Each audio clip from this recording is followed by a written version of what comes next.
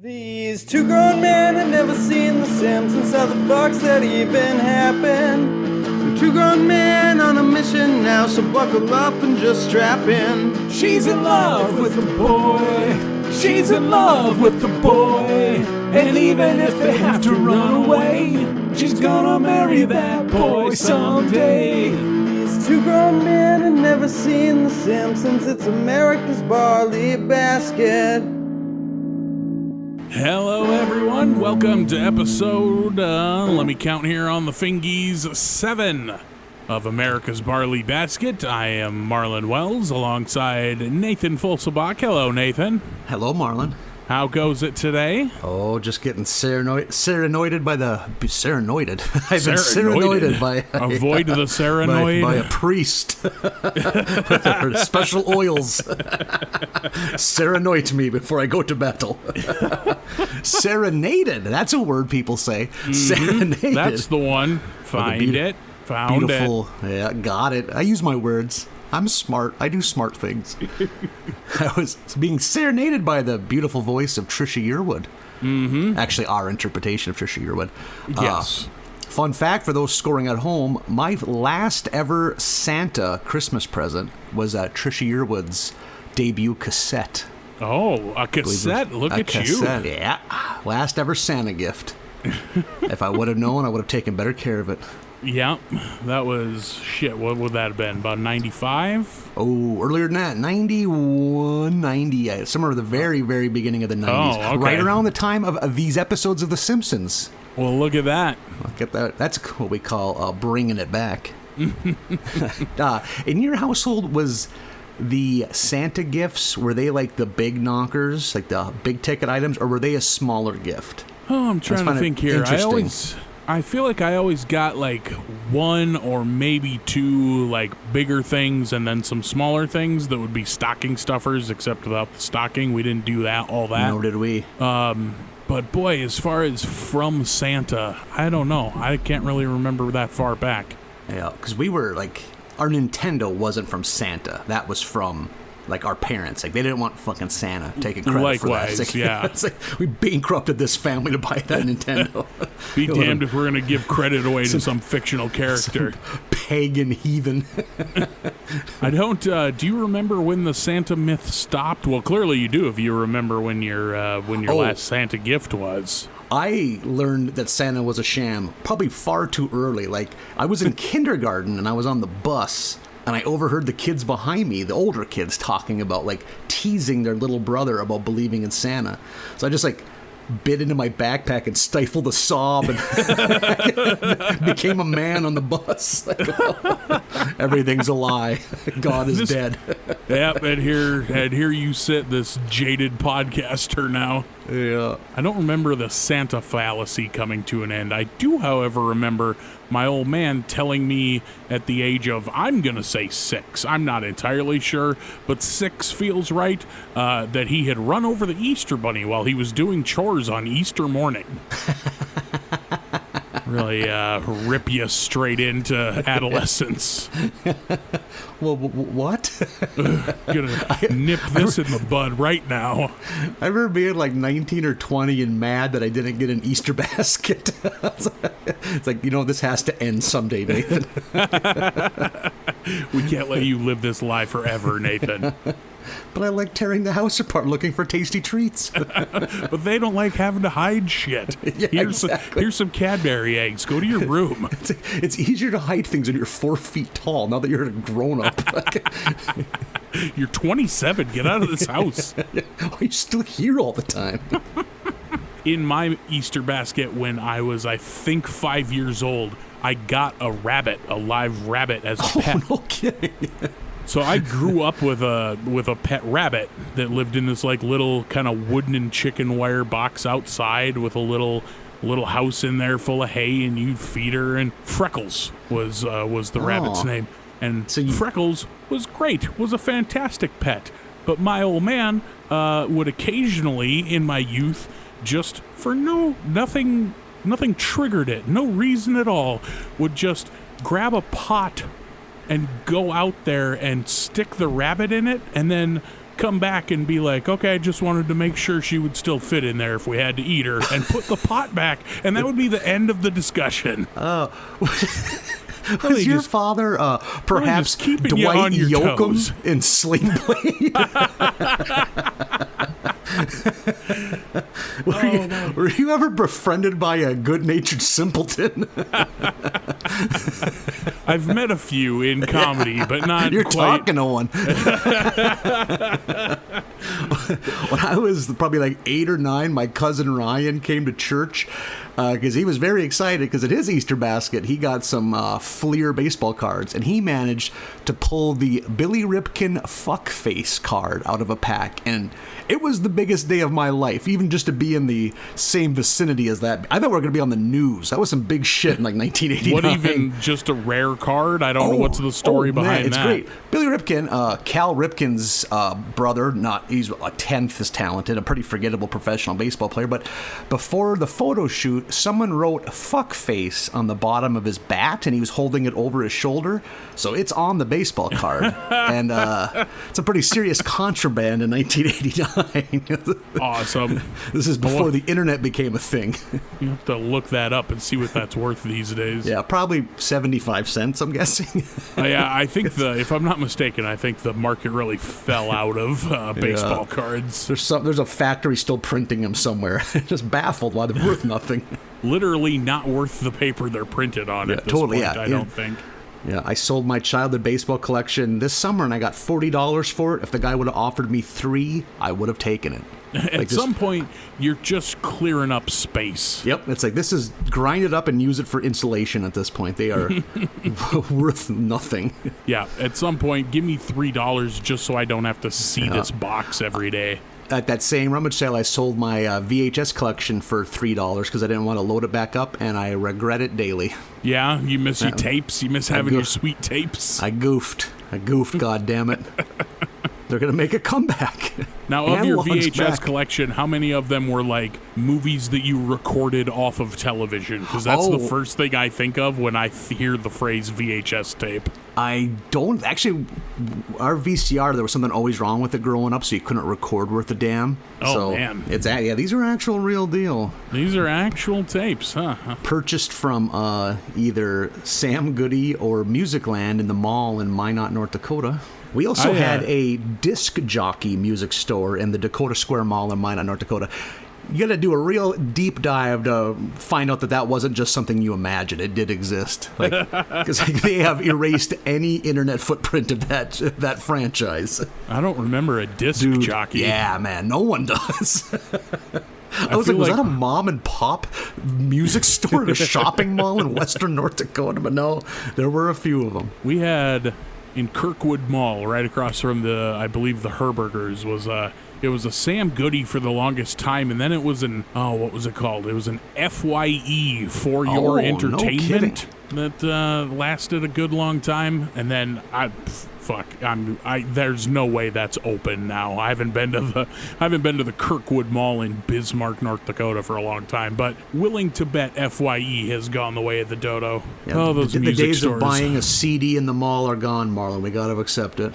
Yep, you go buy a CD and it comes in that half a plastic crutch that you gotta go get lock picked off at the cashier. Get this thing off of here. This is heavy. I want to listen to my Saliva CD. Click, click, boom. Get this off here. Yep, that was one of the first CDs I bought in person, not out of a Columbia house with my own money. I bought Saliva's Every 6 Seconds and the Red Hot Chili Peppers' Californication on the same day. Because I'm a flawed man, I remember pretty much every CD I purchased. My first, I got Tim McGraw's debut album. Oh, the one with the Indian Outlaw? Yeah, problematic. Yep, that was, looking back, it's like, huh. Oof. Okay. I got a Ricky Van Shelton CD, I believe, for Easter that year. That's a name I haven't heard in a lot of years. Yeah, underrated. That's for another podcast. I got John Michael Montgomery right around that time. I think I saved up some money and bought that. Then I got a big shipment in from BMG. I was a BMG man, Marlin, not a Columbia House guy. Yeah. I crunched Crips the and numbers. I was Bloods. that BMG was a better deal. I got Jerky Boys Volume 2. Jeff Fogsworthy's You Might Be a Redneck. Perfect. Brooks and Dunn, Waiting on Sundown. And then the Weezer Blue Album, Live, Throwing Copper. And Perfect. Matthew Sweet's 100% Fun. How do you remember any of this shit? Yeah, I'm a flawed man. Ask me to put a gun to my head and ask me to long divide, and not You Will Kill Me that afternoon. But ask me every CD I've ever purchased. I could probably tell you the backstory. God, that's fucking crazy. I own them all too. Like, that's the more damaging thing. Like, why do you still have all this? Maybe someday we'll have to figure out a theme that allows us to sing some live, maybe some lightning crashes Man. during the intro of the I'd have podcast. to work up my earnestness levels. He was a very serious man. That Ed Kulznalsnik. Ed Kowalczyk, if you're out there, give us a like. That's who we're in the market for now. Basketball players and Ed Kowalczyk from And former from lead Live. men of mid-90s post-grunge bands. Yeah, Throwing Copper I will stand by as a classic fucking album. They got some jams. That thing is so good. I can enjoy a live greatest hits. I really just need the Throwing Copper album and then Dolphins Cry, and I'm done. Yeah. We don't have enough time to get into this. I could get weird. There's some deep cuts on the Secret Sumati album that was in between those two albums. Lakini's Juice. I was a big fan of Lakini's Juice, Marlin. Oh my god, that should be the next podcast. Is you breaking down super deep cuts? 3.5 hours on each track of the Secret Sumati album.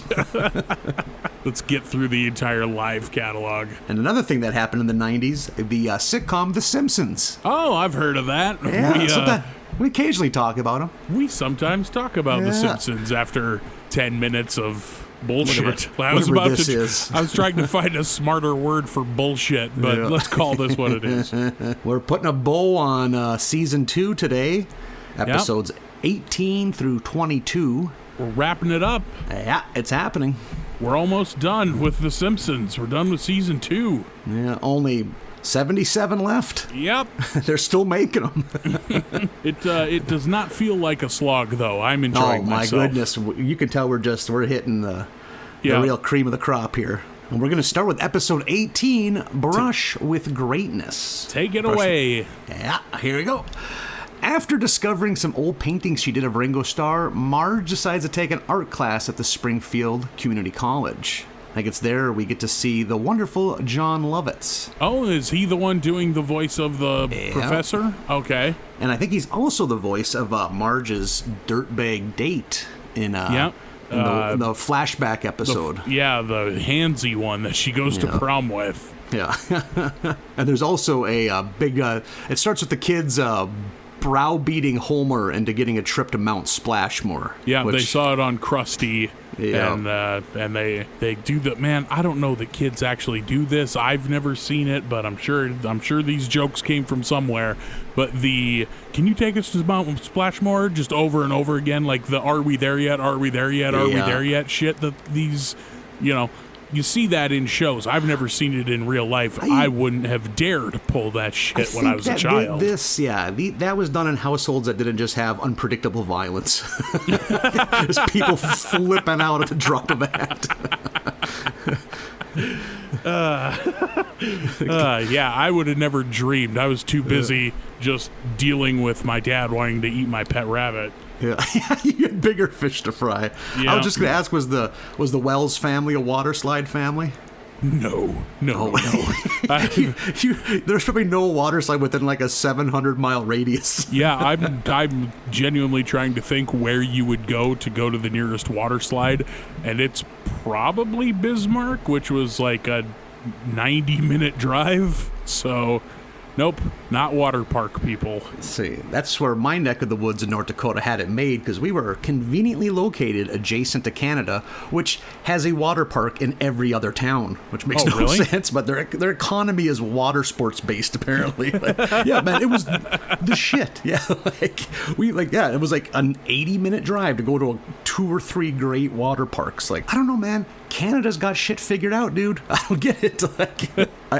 People say that we are like more economically viable than Canada. I don't know, dude. They got all the cool. They got water parks everywhere. They got all dressed potato chips. Well, I think those just came to America. Like people used to smuggle them into the States where I'm from. Like your aunt would go to Canada to visit a sick friend and bring back like a pickup box trailer full of potato chips for the community. I'm 35 and never had an all dressed potato chip. It's, if I remember correct, it's all the flavors of potato chips that they offer on one chip. That seems the most American fucking thing you've ever heard of. And it's not in America. Yeah.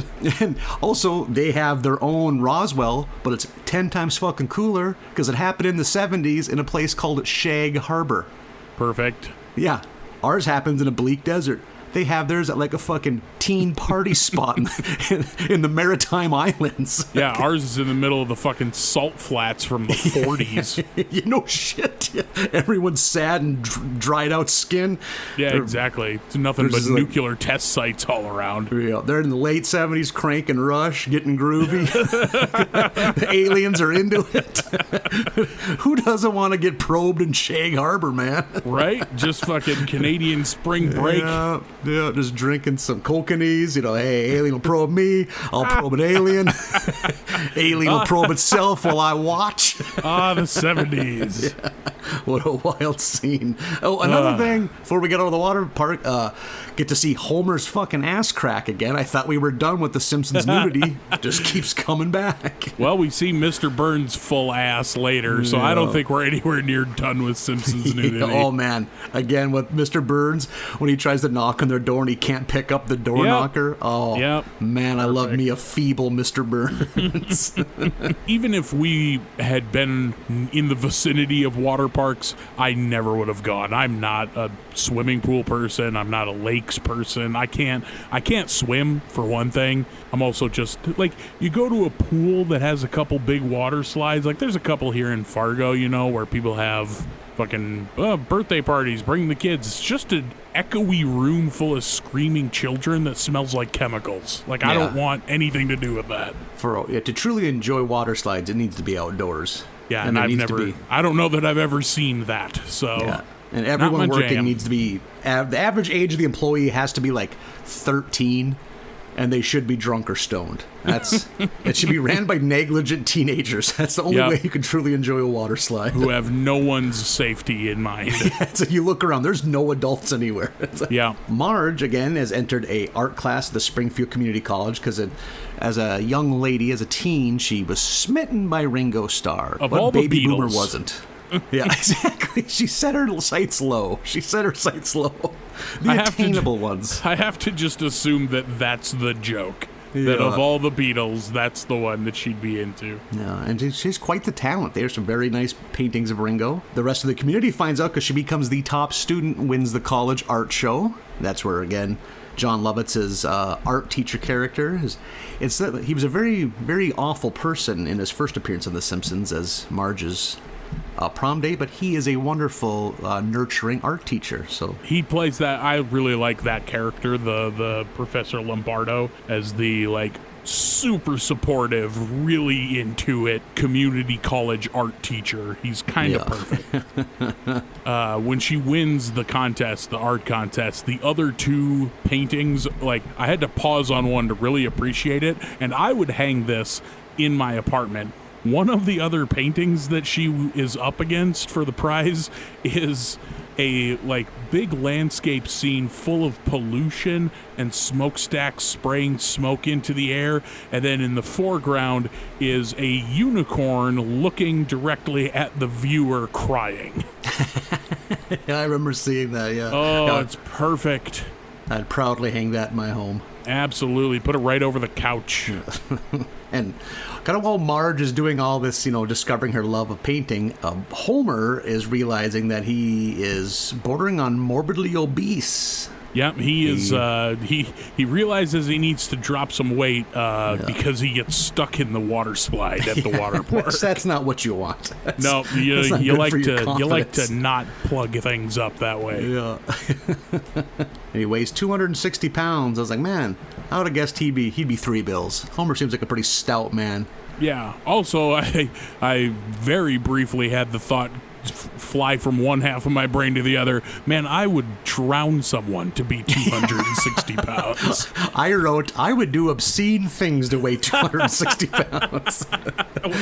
I'm glad you and I are both on the same sad page. Yeah. I like they go to the gag a couple of times. I really like the Simpsons bathroom scale that just goes like the fucking prize wheel on Price is Right, just all over the place. It's like 440, 58, 37, 370, 22, and like you have to wait for it to come back and settle down on what the actual weight is. Yeah, I like a family scale that helps build tension. That big reveal. Yeah, you're like, fingers crossed, no whammies, no whammies. Oh, damn it, that number is too big. And Mr. Burns needs someone to paint a portrait of him, and all the artists he gets do not meet what he's looking for, and he hears that Marge could find the beauty in anyone, so he hires Marge to paint him. So this is when we get Mr. Burns and Smithers into the Simpsons home, which is always good because he's a terrible man and Homer is terrified of him. Yeah, and this is where you get your door knocker gag. Yep. He's so weak, it's just He's the best. so feeble, he can't operate the door knocker on their front door. And he's a truly vile man as he is, and he saddens and alienates everyone in the Simpsons household to the point where Marge, god damn it, she's had enough. She can't paint this foul beast, even though she thinks such an asshole. Yeah. So what she does is, at one time she accidentally walked in on him as he was changing clothes.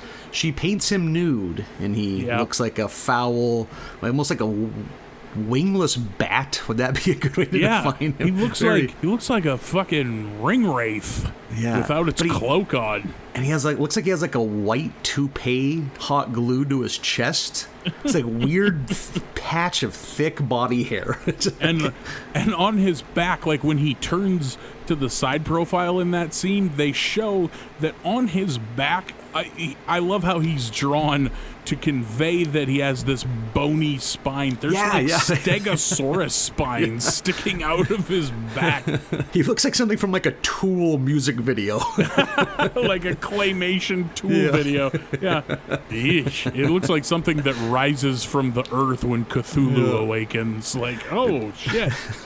And at the big reveal, because apparently they decided not to take a look at the painting before they unveiled it to the public. Much like the car from last week. Yeah, exactly. They're very trusting people in Springfield. Yeah. And everyone's kind of taken aback, and then, Marge kind of convinces them, to look at it a certain way, and everyone's kind of like, oh, maybe it's not so bad. And I believe it's Lisa's teacher walks up to it. He's bad, but he'll die. So I like it. It's so fucking great. Yep, I have that quote written down as well. Because that's how she sells the painting. Is like, oh, you all hate him and he's so bad, so I drew him as vulnerable and frail and as close to death as possible to make you all feel better, essentially. Yeah. I've noticed as season 2 rolls on, we're getting a few more LOLs. I'm actually laughing out loud more now, it seems like. Same here. There's one really good bit in this episode that I really liked. It's a real quick joke where Homer's dieting, so he's off pork chops and he's off donuts, and they show the donut delivery man going to the nuclear power plant, and he's got these boxes of donuts, but there's already boxes of donuts all over the place. He's like, what's going on? And one of Homer's co-workers like, oh, Homer Simpson's on a diet. And the donut delivery man is devastated. He's like, no, I just bought a boat.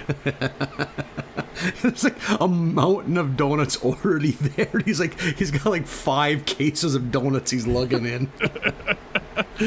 Like Homer getting off of donuts could ruin the donut guy. Yeah, I could shut down a local business. Single-handedly, just by not eating donuts. I thought that was a great joke. Yeah.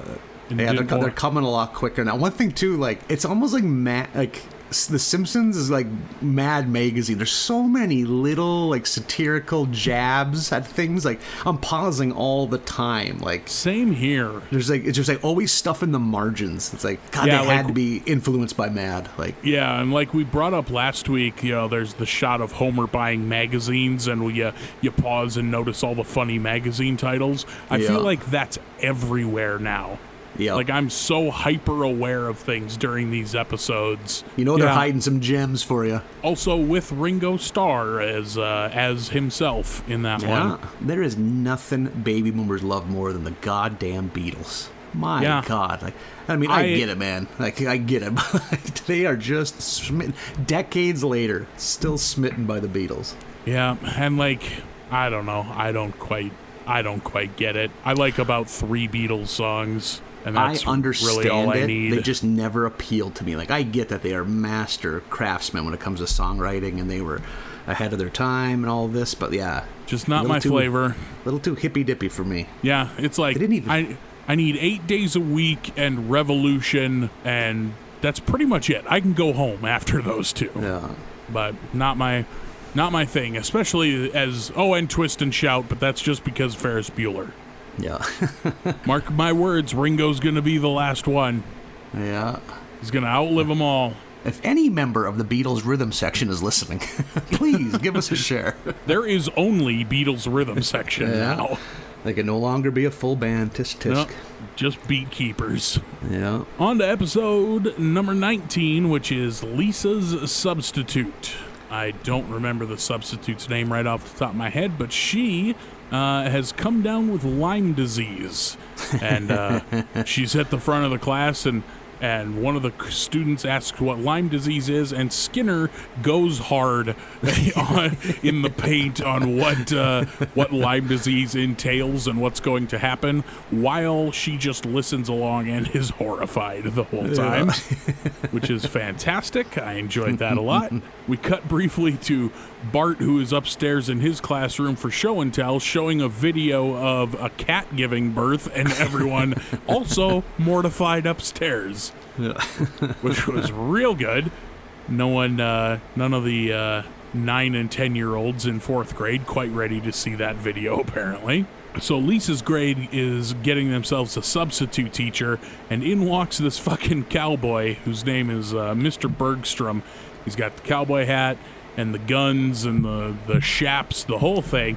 Turns out he's just eccentric. I was wondering immediately, like, what is happening? But he's just there to teach the kids about the Wild West, so he comes in costume.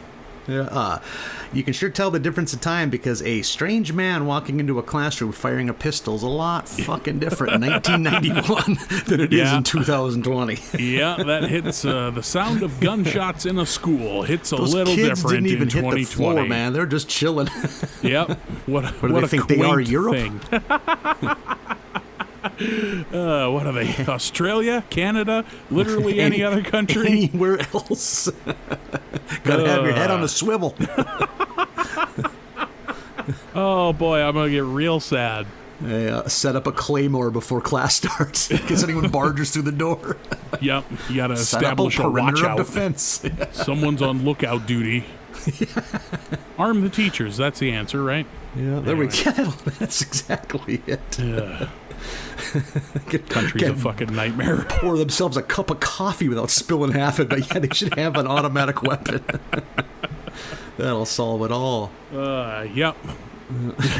Requirements for being a teacher: all the proper schooling, a compassion, and a love of working with children, and the willingness to take someone's life to save them.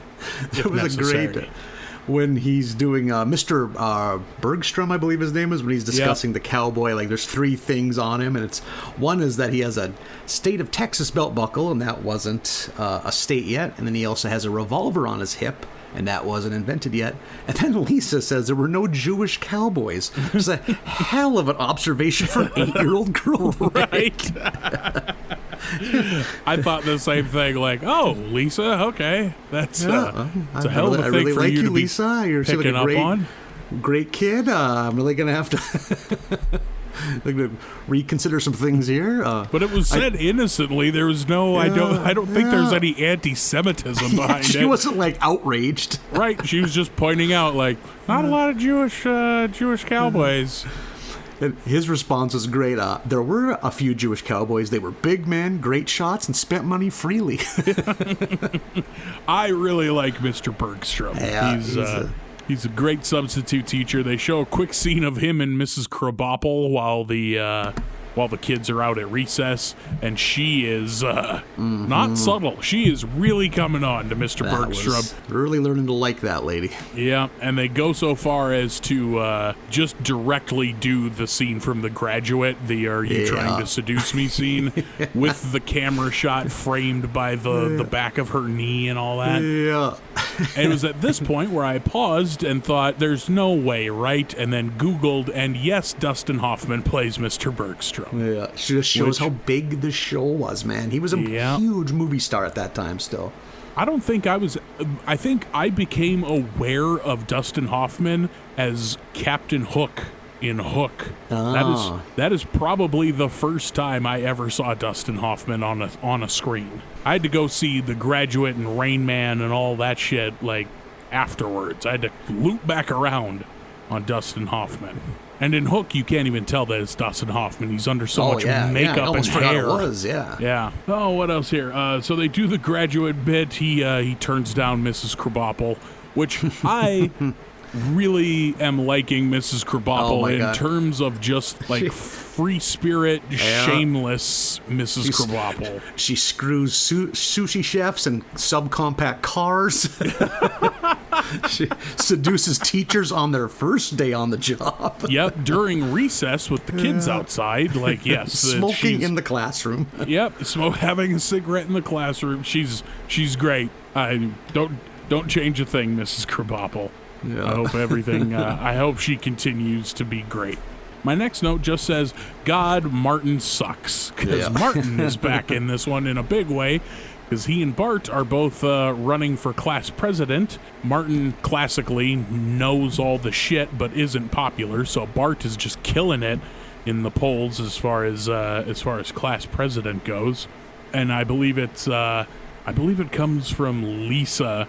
Upon observing that Bart is crushing it, she says, quote, "You'll never go broke appealing to the lowest common denominator."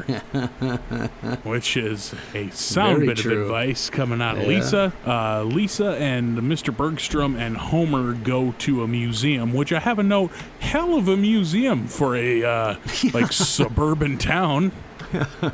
There's dinosaur skeletons. Like a full T-Rex, Yeah, and fine art, and there's a ton. It's the best museum in the world is in Springfield, apparently. Homer does this huge display of they have a suggested donation box for entry. Like runs down with the lady working the admissions booth like, you really expect people to give you any money when they can go in for free? And Lisa's mortified. She spends that entire sequence just like embarrassed by her oaf of a father while Mr. Bergstrom, who's into all this shit, is enjoying himself. So she's horribly embarrassed by Homer, and Homer gets in Bergstrom's face when he goes to put money in the box. He's like, "No, look, it's suggested. You don't have to give them anything."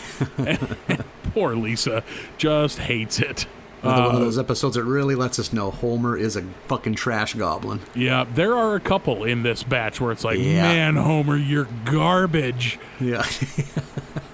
So Lisa gets through that day at the museum, shows up to school the next day intending to invite Mr. Bergstrom to dinner at the Simpson household, but her teacher is back. And Lisa's super bummed about it. We cut back to Bart and Martin, the presidential race. Did you ever run for office in school, Marlin? No, God, no. I was president of the FFA chapter in my senior year, but that wasn't something you ran for. Yeah. In a school our size. It was just like, I don't know, I think Marlin should do it. And I was like, I'll do it. And that was kind of the extent of the campaigning. Yeah. Repping that purple corduroy like a boss. Rocking that hot-ass navy blue corduroy. and a tie and black jeans, like Yeah, a real pimp. Nothing you want when you're surrounded by stifling heat and livestock. It's a corduroy suit coat. Yep, and mine, not to brag or anything, but my coat jingled when you walked by because it had so many livestock judging award pins lining the inside of it. Oh, and you earned those too. Yeah, that corduroy jacket was fucking bulletproof with all the gold pins both inside and out. I'm just glad you weren't like the Idi Amin of FFA, like just tons of awards you gave yourself. Grandson of the Year. Oh God! Yeah, it looked like one of those generals with too many awards, where it just looks like you. It looks suspicious. Looks like you stapled a colorful whiteboard to somebody's lapel. It just goes all the way to the waist. Yeah. Nope, I was pretty cool. Yeah, I just don't ever like. I remember like the beginning of the year voting for like. I just don't ever remember being relevant or any of the races for like president, vice president, any of that shit. Like anyone fighting for them, you know, like we just okay, who's gonna do this? It's like. You know, actually, there probably was. I was just part of like the skids, so like it just all went over our head. We're just off in Sterno in the back row. Like, whatever, man. I like the idea that there was a completely different high school happening that you just weren't aware of. That is the gods. I remember like asking a friend of mine, like freshman or sophomore, you're like, "Hey man, you do anything after school?" Like I don't know what we're gonna do something dumb, start something on fire or something. It's like, "No man, I got a science club." I'm like, "What's a science club?" It's like, "Oh man, it's just like this thing we do." I was like, "What?" It's like, and then in this whole other world, like National Honor Society. It's like, what is it? What was this even offered to you? It's like, I just realized, like we are just ghosts in this school. You take a look at I've just found one of my report cards digging through some garbage. Oh boy, was I a troubled teen. Oh boy. With some alarmingly poor grades. See, like, I don't even have that because, like, I also was unaware of National Honor Society and science clubs, but it's because we just didn't have any of that. It just didn't exist, you know? Like, we had, you could either be in FFA or FHA, which eventually got changed to FCCLA to take homemakers out. I think that happened probably my senior or junior year, but it was those two things, or you could play basketball or you could play football. And that was kind of the end of the list as far as activities go. We kind of had, are you going to be the kids that hang out in the commons area and are normal? Or are you going to chew Copenhagen by the pop machine hallway by the shop class, you know? or the dudes that go wrap the pipes on their truck. Yeah, we didn't even really have cliques. We were such a small school, you couldn't ostracize anyone or you wouldn't have anybody to hang out with. Everyone played a vital role. Yeah, there was no fat. We needed every bit.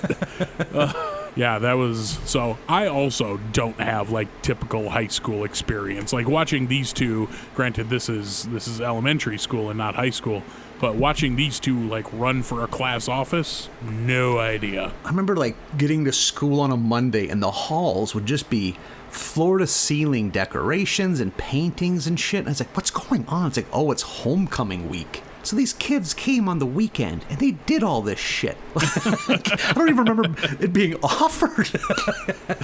No one even asked. Like I said, I think your school and most people in it had a 100% completely normal Americana high school experience, and you just didn't notice. I just, all that stuff. It's like, I'm surprised they didn't just like wall off the hallway from like shop class and just have like a slot where they can slide those like rectangle slices of pizza in every noon hour. Just learn what you need to learn, kids. We're not going to let you taint everyone else. Yep, figure it out. Everyone else is having real wholesome fucking John Hughes style like high school experiences in We're here. helping some 20-year-old dude put a aftermarket cassette deck in his 88 Chevy pickup. And calling it a shop project, like getting a grade on giving some guy a car stereo. And you just weren't invited to the rest of the experience. Mr. Bergstrom leaves, and Lisa has a tearful goodbye at the train station, and so she's all bummed out and takes it out on Homer at family dinner. Calls him a baboon and goes off on him because Homer kind of the opposite of Mr. Bergstrom, let's face it. Totally. Homer at one point says, just because I don't care doesn't mean I don't understand, which is maybe the worst parenting line that has come out of The Simpsons so far. Jesus Christ, Homer, you gotta try a little bit, my man. Homer does rock some parenting. He talks to Lisa about kind of the value of losing people in your life because it means that you got people out there that care, and then he helps out with Bart about losing the election, and then he puts the pacifier in Maggie's mouth, kind of just wraps up one killer go of parenting, and then that wraps up the episode. And Bart loses the election 2-0 because nobody bothered to vote. Which also reflects on America. Yeah, that was the whole, it's 2-0 because Martin and Wendell voted for Martin. No one voted otherwise. My God, this was a good episode, man, and heavy too. Like there's some like great like character development and writing and stuff. I was like, jeepers creepers. Yeah. Like, it's tough to get a sitcom with human actors to get portray this level of emotion. You know, like in the scene where Mr. Bergstrom's leaving, he says some line that's like that's the trouble with being middle class. Like just when you need somebody the most, they leave you for somebody that needs them even more. It's like Jesus. Yeah. It's like, oh shit. It's a lot to digest, man. Can I make a needle point of that and hang it at my house? Yeah. Jesus, man. You're gonna get me all fucked up, Simpsons. Yeah. And I'm pretty sure, in my limited knowledge of The Simpsons, this is a pretty episode ranks pretty high in the Parthenon of Simpsons amazingness. People's favorites. Yeah. Yeah, I think see this makes that a lot for of sure. lists. And I think I said Parthenon, not Pantheon. Let's fix that in post, Marlin. Okay, I will. Now, which do you want? You want it to be Parthenon, or you want Pantheon. It to be Pantheon? We needed Pantheon. All right. I can't look like an asshole, Marlin. I need this. Okay, I'll change it in post. I guarantee none of this will stay in the episode. I'll cut it all and insert Pantheon, and it'll be seamless. No one will even know. Those fucking assholes will have no idea that I goofed. I'm writing myself a note. Change Parthenon to Pantera. Got it. There we go. Perfect. They'll never know. We're on episode 20. Only 3 left in season 2. This is The War of the Simpsons. This episode here, Homer gets drunk at a party that they decide to throw because I think Marge kind of feels bad. I guess they kind of mooch and go to other people's parties. So by God, it's her turn to be a hostess. And yeah, you got to have the adult invite all the neighbors over cocktail party. Homer drinks some concoction that Ned Flanders made. Awesome that Ned Flanders knows how to make a drink that'll completely get you shithouse after one or 2 glasses. Homer makes a complete asshole of himself, stares at Ned's wife's cleave for just a little too long, and passes out on the floor. Like when Marge was vacuuming, he's in the exact same spot as he was the night before. Yep. Just, she maybe slowed it down, but she purposely hit him in the head with the vacuum multiple times. Oh, for sure. Which is she's in the right. Yeah, absolutely in the right. But I did for a second just think like, oh God, if you were just so powerfully hungover and somebody ran a running vacuum into the top of your head, would be maybe the worst. You may as well kill me. A dude I went to high school with, he was like really young, I don't know, like 14, 15. It was like one of those first times you go out and get drunk, and he comes home at like 4 a.m. wasted. His parents make him get up and vacuum the entire house while they record the entire thing, which is the most amazing punishment. Oof. Another time he got home at like 6. His dad woke up everyone else in the house, and they loaded the car up for like an impromptu 7-hour drive to Wisconsin to visit their grandpa, and he wouldn't let him sleep the whole time. He would keep him awake. Jesus. Yeah. It's like, that is crafty. I just got hollered at. Yeah, lock you in a car for 7 hours and won't let you sleep. Level of panache with this. Yeah, you always hear about like, oh, my mom banged pots and pans, or mine did this, or mine did that. But hey, load up in the car. We're going to a different state to visit an older relative who would be crushed if you disappointed them. Get your hungover ass in the car. Ugh. Man. And the best is, when they got there, too, the rest of the family went and did something. And obviously, my buddy didn't want that to happen. He didn't want to go with. So he had to stay there with the grandpa. And the grandpa was given strict instructions not to let him sleep. Oh, my God. And his grandpa looks at him, tough day, huh? like this is normal parenting. Like, hey, boys will be boys. You win some, you lose some, huh? Your father will make you stay up for 72 hours. That's a real rough one. Yikes. So yeah, Homer is, again, fucking up, as Homer often does, and Marge makes him stay home as she goes to church and learns of a marriage retreat to help save faltering marriages. And during the time, I know it's mentioned at the church, Satan's boners. I also have in all caps here, Satan's boners. With 3 question marks. Like, I want to learn more about Satan's boners. Yeah, Reverend Lovejoy is talking about, we have some new pamphlets, and starts rattling off titles of pamphlets, and one of them is Satan's boners. Yeah. And then I believe the following one is even more Satan's boners. Yeah. Like it's like sports bloopers. Yeah. I do remember like a spinning periodical rack at our Lutheran church with different kinds of pamphlets. I was just like, who's stocking this? This is a real threadbare operation. Even a greater question, who's taking any of these? Very good point. Like, you'd think these pamphlets would, like, I don't know that anyone is stocking that pamphlet rack. I think they're dusting it. And these were all printed in 1977. No one's touched one ever since. Every once in a while, they just like mix it up as if the order they're in is the reason no one's taking anything. Yeah. Oh, we got to shuffle some of these to the front. We got to move these products. Yeah. I don't think anyone's taken a pamphlet from a church since the 50s. We got TV now. We don't need that. Teach us right for wrong. And the couples retreat is going to be at Catfish Lake, which gets Homer all riled up because apparently he's a fisherman, but Marge lets him know, hey, this is about saving a goddamn marriage, not about you catching some fish. Yeah, he's all excited. Oh, it's at Catfish Lake, and he's packing his fishing gear. And Marge is like, no, we're going to save our marriage. And I have written down, Homer, you idiot, you dumb fucking asshole. What is wrong with you? And, of course, they need someone to watch the kids because the babysitter bails after remembering what family it was from a very traumatizing flashback to her teen years of watching a toddler Bart. Almost hit her with a car. Yeah.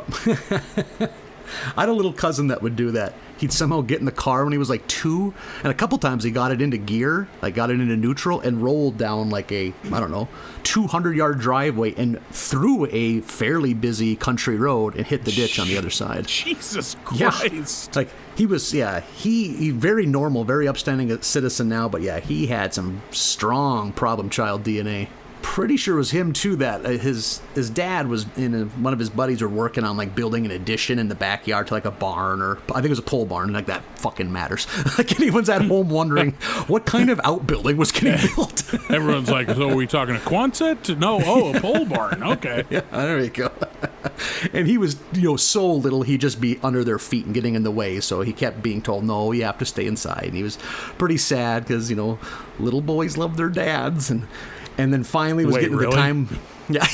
I mean, you're like, I've read about this. Sorry, go on. I mean, at that age, we're still measuring age in months at that point.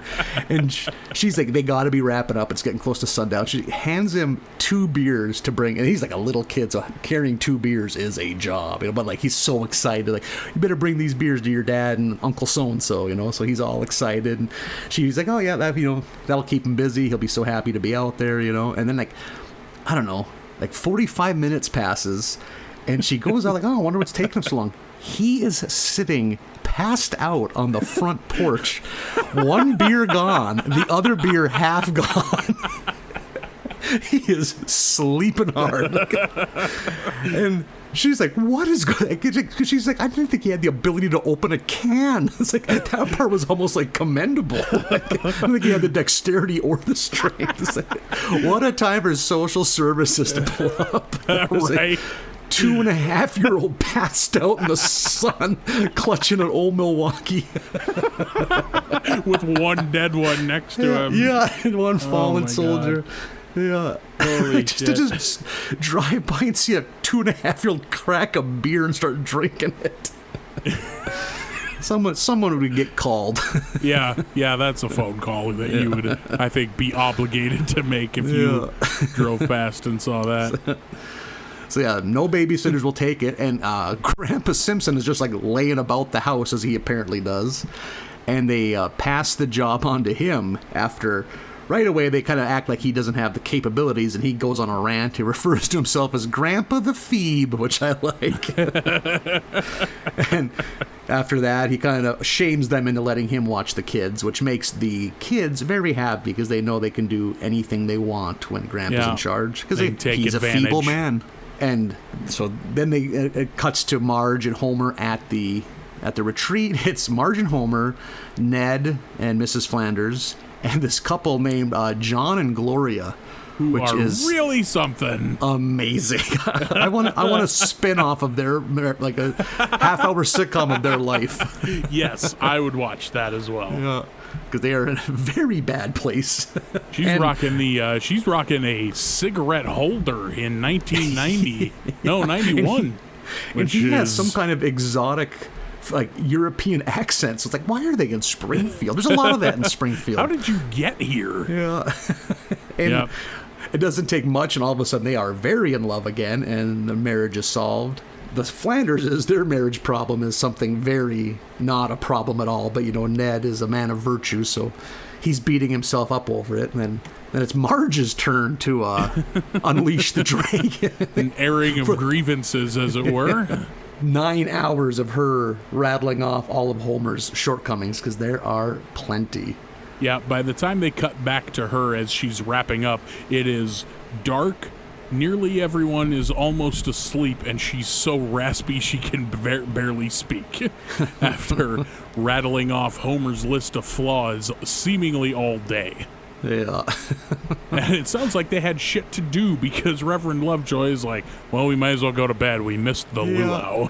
We missed the luau. And she's like, or he's like, I usually never say this, but it's all his fault. Yeah, it is 100% his fault. Which is anyone that has seen the show knows that's the case. Yeah, other than that one time with the bowling instructor. That's the one caveat. Other than that, yes, it's absolutely Homer's issues. But even that one he caused by buying her a Homer bowling ball. So yeah.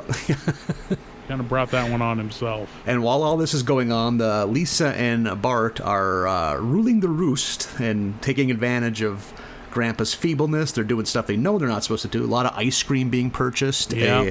Television that they should not be watching is getting watched. We get to see McBain again. Which we already know Grandpa doesn't like from last week's batch. Yeah, you're right.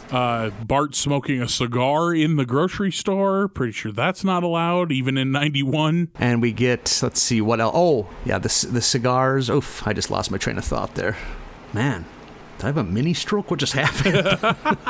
Not again. Yeah. These are becoming, their frequency's becoming alarming. Yeah, there's one of those in a previous episode of this show. And all of it is building up to them having, like, the party that, like, as a typical, like, late 80s, early 90s party. Like, parents are gone. We're really going to rip it up now. Yeah. And they invite Otto, which is nice. Get a middle-aged man. I'd say late 20s and his buddies, his heavy metal buddies. Yeah, you like to get a good stoner adult to come to an 8-year-old party. There's a good line at the party too, like, "Cool party, man. Are there any girls older than 8?"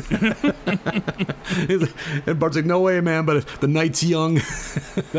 That party sequence, man. There is There's a motorcycle in the house. There are children throwing tomatoes at a fan and they're exploding. That house party is wild. They're really going for it. Yeah, really swinging for the fences as far as delinquency goes. And every once in a while, Lisa gets a tinge of, like, it's bothering her, you know? Yeah. Like, hey, are we kind of taking advantage of Grandpa? And Bart's like, whatever. Like, Yeah, Lisa YOLO, doesn't feel YOLO, good. as the kids say. Yeah, I don't know that the kids still say YOLO, but I'm with you. Back at the marriage retreat, Marge is very upset with Homer because he still has this desire to go fishing, and she lets him know on certain terms, you're going to really regret going fishing. And Yeah. Homer goes out. He doesn't fish, but someone hands him a fishing line, and He accidentally goes fishing. yeah, exactly. Which is, I don't think it's ever happened to anyone. No, this is it's a only in a first. world of animation. Yeah, he's like, he grabs somebody's pole because they forgot it, and he's like, hey, wait, you forgot your... And then he gets yanked out into the lake by a fish. A giant, legendary 500-pound catfish called General Sherman. Yeah. And fights him for 6 hours, and then gets him in the boat and brutally hits him with the oar. Yeah, drags him up into the boat and gives him a couple of stiff lefts and then decks him with the oar of the boat. He realizes he needs a weapon. I've done a lot of fishing in my day. I've never had to knock out a fish. I've never had to fight a fish like I'm in the Warriors. Yet. You'll get there someday. Yet, yes. Have you ever caught a fish with a military name? Maybe that's what your No, next outdoorsman goal should be. I don't believe I've ever caught like a fish of local legend. He's rowing in, exhausted yet triumphant because he has a life-altering fish on his hands, only to be met by Marge at the pier, at the dock, and she is none too pleased, and Homer tries to claim that it was worth it, but he realizes, Marge ain't playing, and kicks the fish back into the water. And then has a moment of realization of I fought that fish for 6 hours and she objected for 5 seconds and I threw it back. That must mean this marriage is great. Yeah, and the fish is alive. He winks at the camera. Hey, yeah. Old General Sherman lives to swim another day.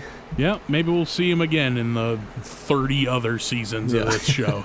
And as people have a moment of clarity, Bart and Lisa have a moment of clarity because the house is trashed, and Grandpa Simpson is sobbing that he now realizes he is a feeble old man that has lost the capacity to care for children, and they feel terrible, and they clean that house like they've never cleaned it before. Homer and Marge show up, can't believe how clean the house is, and then Grandpa Simpson bursts into laughter. Turns out he was faking the sadness, and he did all that just to con those kids into cleaning the house. To which Bart says to Lisa, I'll never trust another old person again. Which felt ominous in a way I really liked. Yeah. Yeah, good episode. As far as Homer and Marge's marriages falling apart episodes, of which we've gotten a lot of, that was the best one so far. I agree. Bringing us to episode 21, which is 3 Men and a Comic Book, which is our introduction to the comic book guy. Wonderful. Who I have seen in a lot of memes and never seen in the show just yet. Kind of starts with them all in the car together going to the comic book convention. Yep, they're heading to the Springfield Comic Book Convention, and Lisa is apparently super into Richie Rich and Casper the Friendly comics. Ghost. Bart's theory is that Richie Rich and Casper the Ghost are the same person, and that Casper is simply timelines. Casper is the spirit of Richie Rich. He wonders kind of out loud how Richie Rich died, and Lisa, at all of 7 or 8 years old, says perhaps he realized the emptiness of chasing money and took his own life. There's some really great lines from Lisa. I think it's during this scene too. I think it's sad that you equate friendliness with wimpiness. I hope it keeps you from ever reaching true popularity. So money.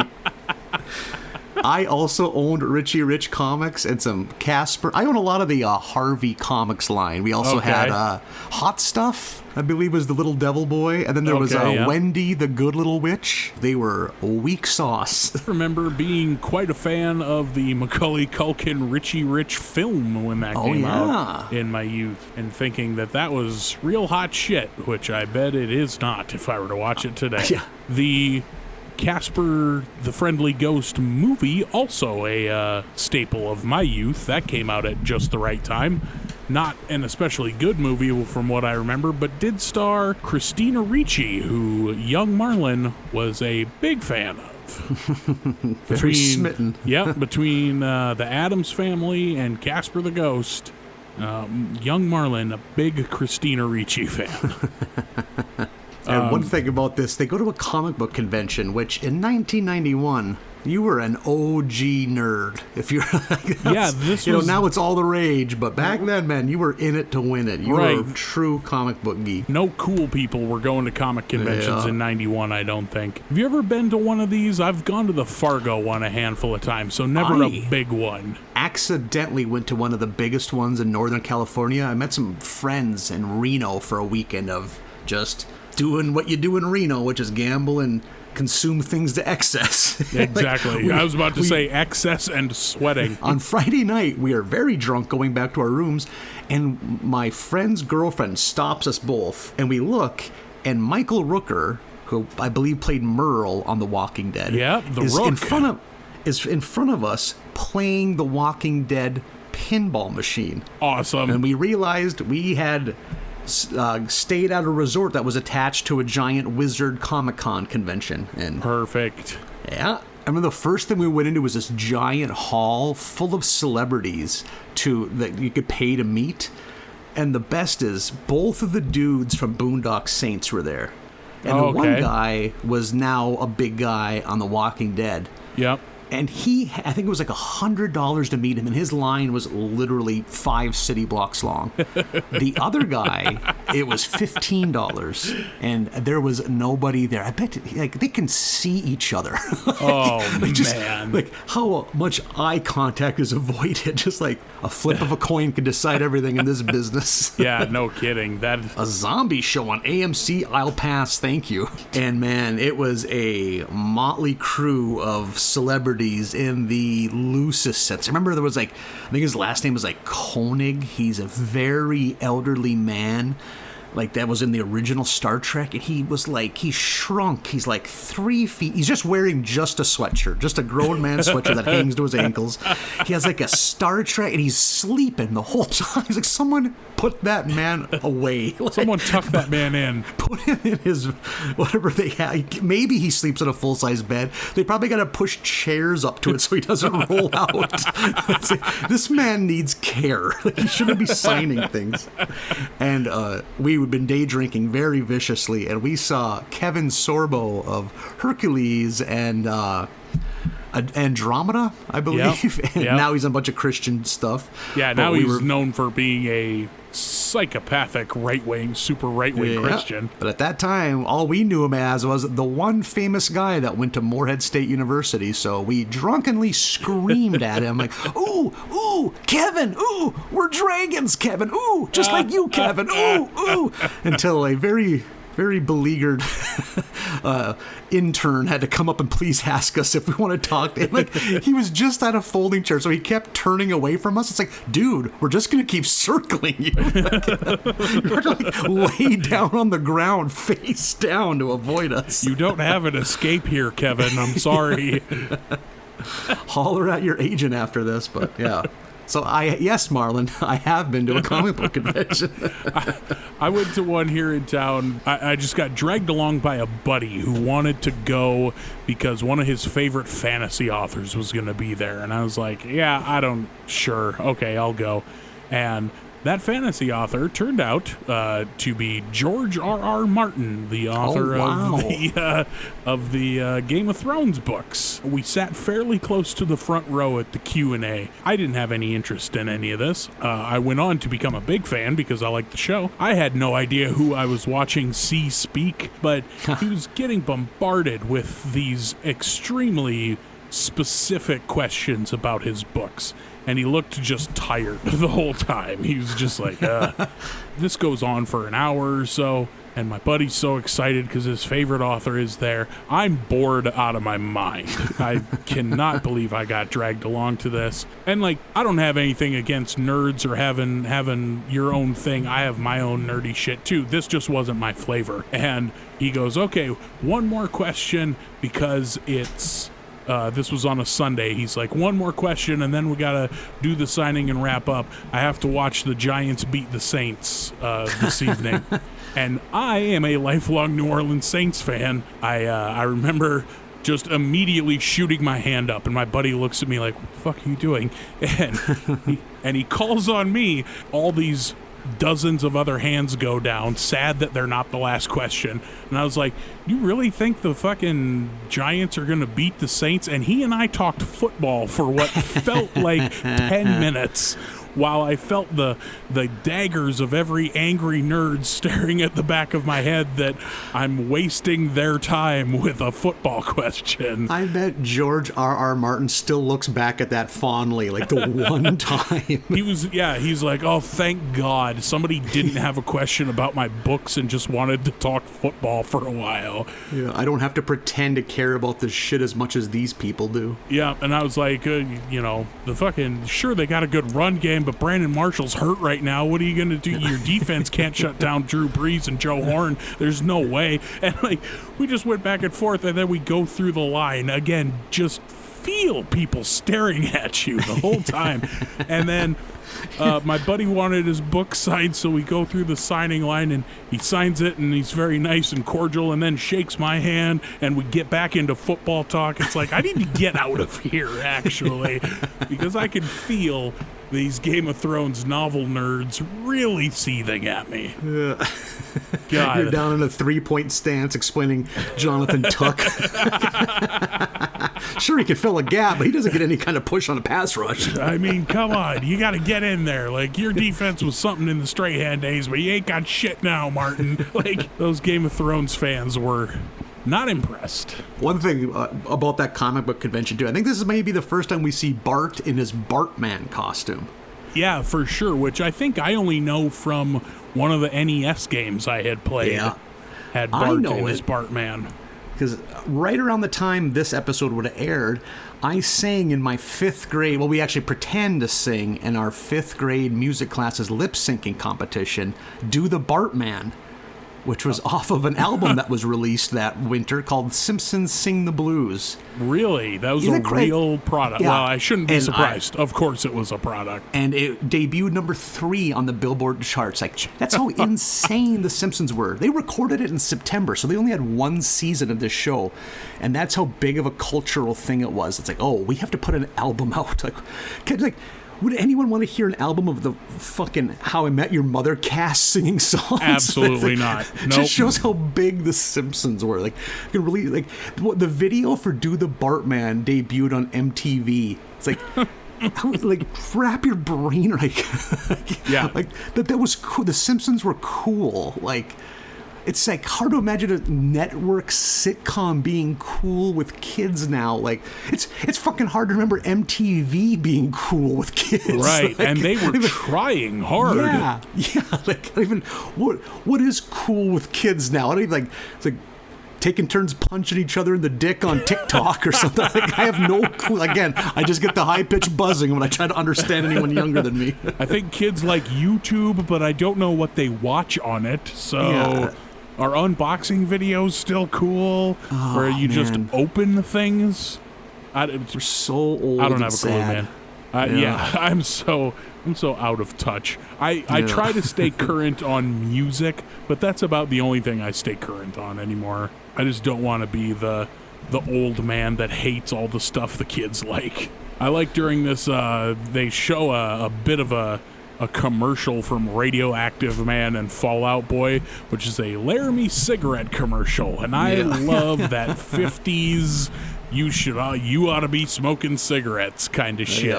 That gets me every time. I love that entire aesthetic. Everything brought to you by cigarettes. Yeah, 9 out of 10 doctors recommend cigarettes.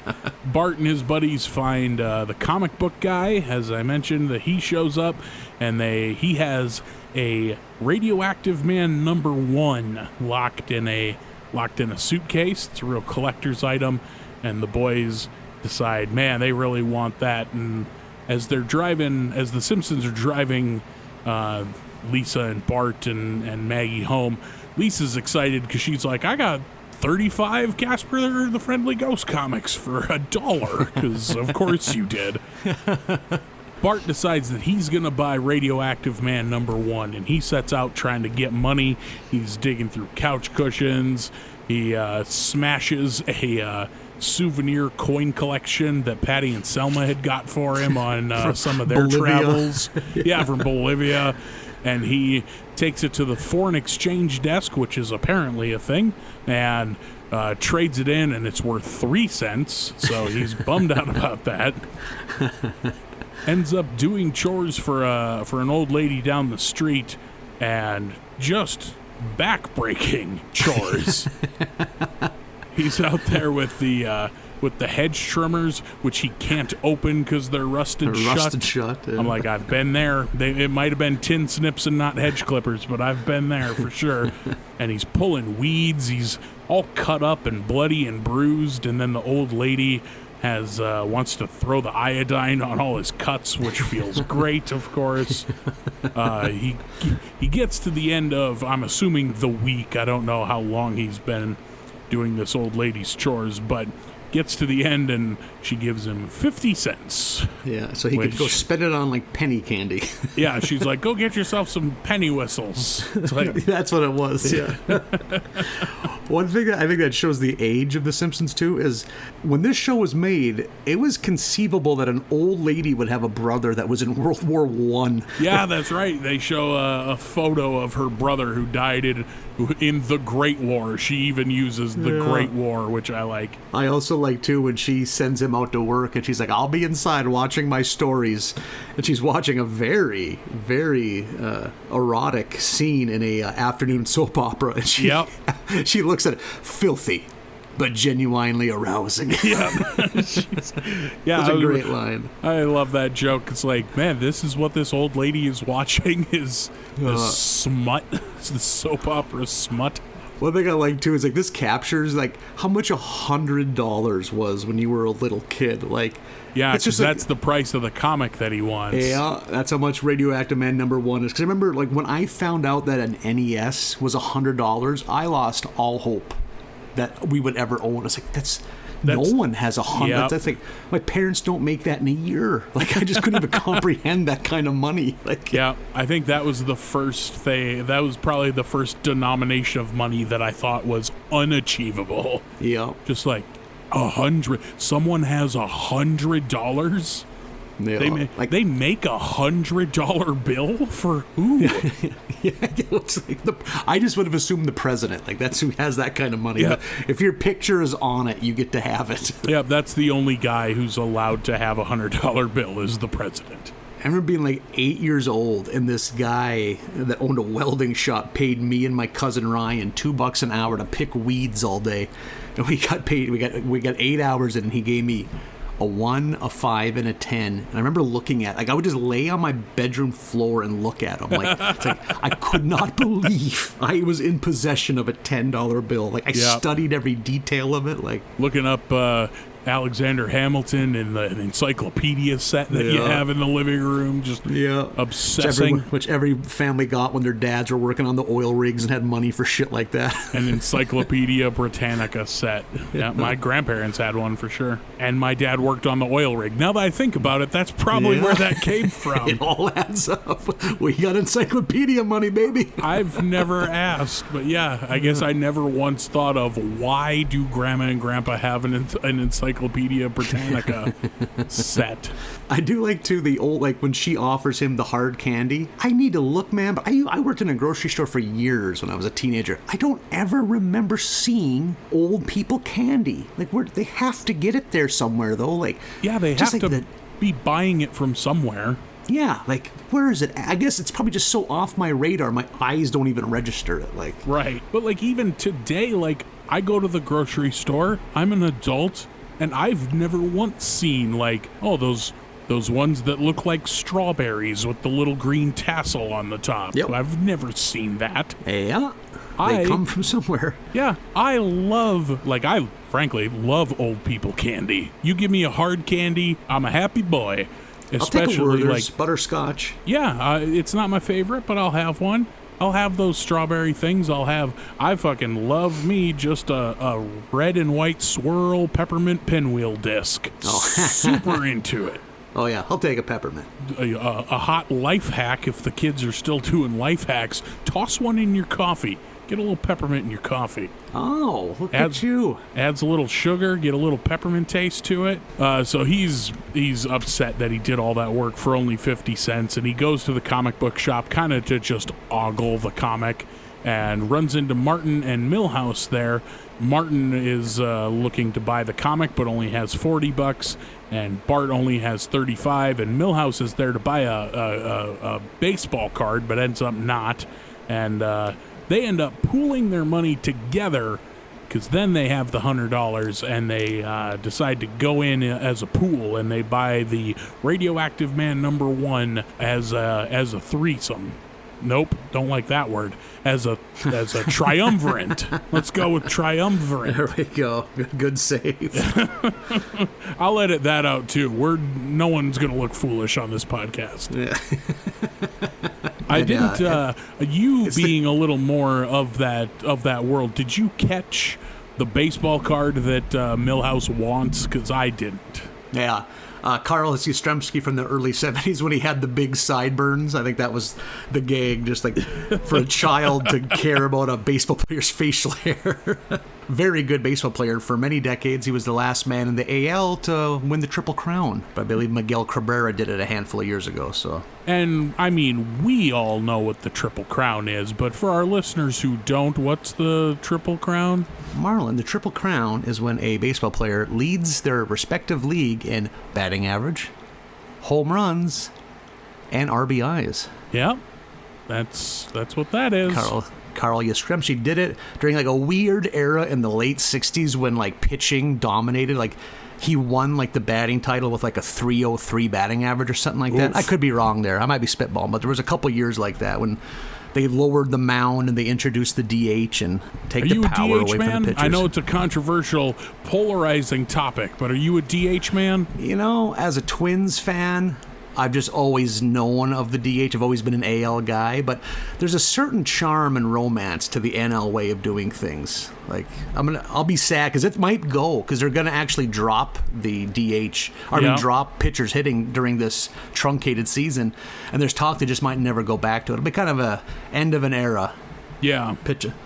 And I do like the highlights of a pitcher flailing hilariously in the batter's box.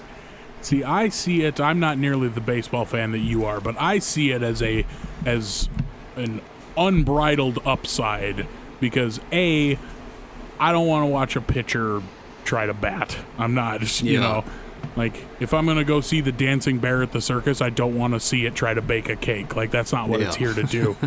But secondly, I love the DH because I love that there are baseball players out there who are just this potato of a man, just this slovenly piece of trash who has zero athletic ability, except he can hit the ball real well. He can turn on an inside fastball. And that I appreciate. I like that there are, you know, I would be a trash man if it wasn't for the DH. He'd be hanging from the back of a waste management truck to hook up to a dumpster, but he's a professional athlete because he can hit. And fat baseball players are kind of going the way of the dodo, too. They all learned about carbs, Marlin. They all know that they got to lay off the carbs. Now, even the DHs are getting svelte, and I don't care for it. It's kind of like how it's the same in wrestling. No one does cocaine anymore. Like, everyone's... like, there'll never be another Ultimate Warrior or Macho Man Randy Savage because everyone just eats vegetables now and knows how to take care of their body so they don't die in their 40s. I miss pro wrestlers that were like barrel shaped. It was like you could tell they lift and probably do steroids, but like they also drank an 18-pack of Hot Miller High Life on the way to an event every night. Like, exactly, just full of suds and beef jerky. These big just crushing cheap, shitty fast food the whole time because they're on shoestring budgets. Yeah, these big Stan Hansen motherfuckers just look tough like guys. Yeah, look like a English bulldog walking on its hind legs. Yeah, end of an era for baseball if they adopt the DH full time, but I'm perfectly fine with it. Time marches on, to quote Tracy Lawrence. Yes, thank you, Tracy Lawrence, for putting it so eloquently with your wavy mullet and your mustache. Yeah. The boys buying that comic book too. I remember having thoughts like that in my head, like, God, I'd love to own this rookie card or this or that. Like, why don't we all buy it? And thank Christ we never did go through on that, because this isn't even like, they're not even exaggerating. It would end that poorly. Like, this is how this would have gone for you. Handle that, yeah, exactly. Like, yeah, 10-year-old boys can't share things of value like that. It doesn't work out for these three at all. Yeah, how quickly, like, I think they're kind of aping the Treasure of the Sierra Madre, which is a very good movie. Like, how quickly they all turn on each other. Did they make it one night? I think it's the first night when they're in the treehouse first together. night, yeah. They bought it earlier that day. How pragmatic Martin is. Martin has all the answers. Just listen to Martin, but no. No one does, because Martin sucks. Yeah, that paranoia kicks in.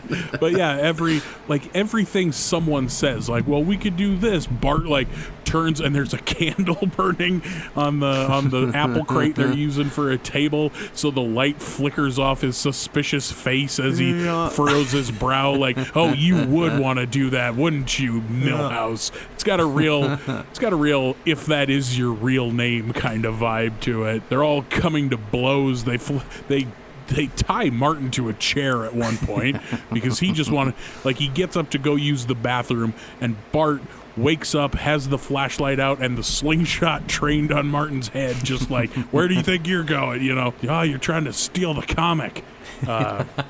So their alliance dissolves completely and breaks down, and they're fighting, and it's storming outside. So they tie Martin to a chair, and Milhouse and Bart are going back and forth, not trusting each other. And at one point, Milhouse, as they're fighting, falls out of the treehouse, and Bart catches him just barely. And it's like the scene from the beginning, a cliffhanger with a real classic, don't let go, don't drop me. At the same time, the comic book blows off of the makeshift table and is dangling by the edge of the treehouse. So Bart has a conundrum of, does he save his friend or does he grab the comic book, and ends up saving Milhouse. But that leaves the comic to nature's wrath. It blows out the window, lands in the mud, and they had been so careful earlier. They had been keeping it in its plastic sleeve, and they were turning the pages with a tweezers that they put in the candle flame before touching it to sterilize it every time.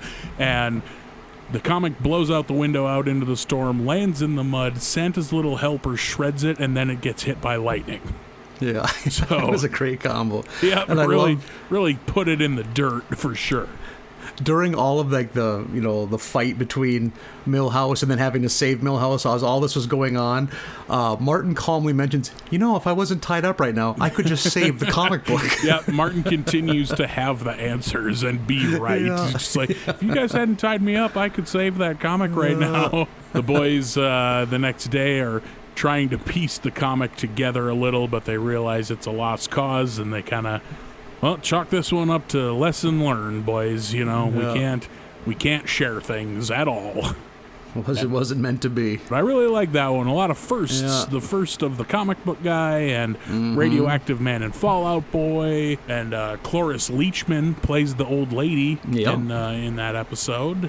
Yeah, good all around. It shows that Cloris Leachman is an old lady, because this was 30 years ago when she was playing old ladies, and she's still with us now. Yeah. Still working, I think. Probably. She'll outlive us all. I remember hearing a podcast where Ed Asner said that Cloris Leachman had the nicest ass in Hollywood. It's like, there we go. Good for Cloris. Good for them. I don't know why it popped into my head, but I once saw Meatloaf on VH1 say that Janis Joplin was one of the 3 sexiest women in music history.